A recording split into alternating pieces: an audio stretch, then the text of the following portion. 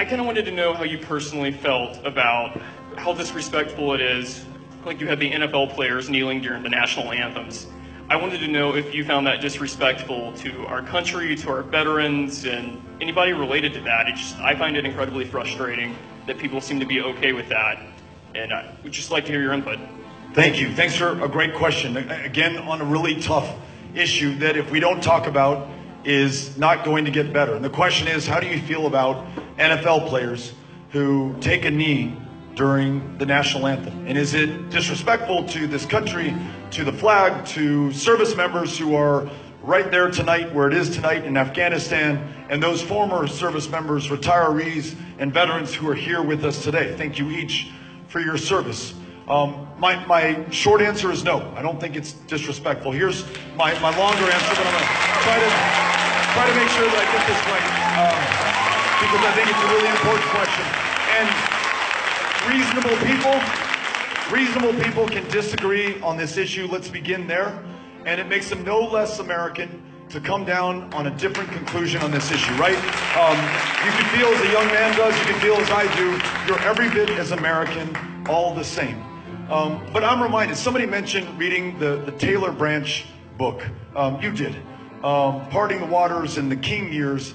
And when you read that book and find out what Dr. King and this nonviolent, peaceful movement to secure better, because they didn't get full, civil rights for their fellow Americans, the challenges that they faced, those who died in Philadelphia, Mississippi, for the crime of trying to be a man, trying to be a woman in this country, the young girls who died in the church bombing, those who were beaten within an inch of their life crossing the Edmund Pettus Bridge in Selma, Alabama with John Lewis, those who were punched in the face, spat upon, dragged out by their collar at the Woolworth lunch counter for sitting with white people at the same lunch counter in the same country where their fathers may have bled the same blood on the battlefields of Omaha Beach or Okinawa or anywhere that anyone ever served this country.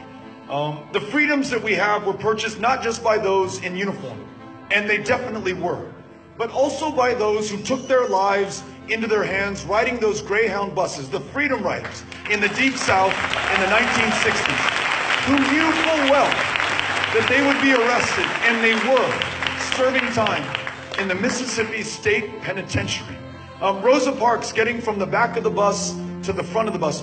Peaceful, nonviolent protests, including taking a knee at a football game to point out that black men, unarmed, black teenagers, unarmed, and black children, unarmed, are being killed at a frightening level right now, including by members of law enforcement, without accountability and without justice.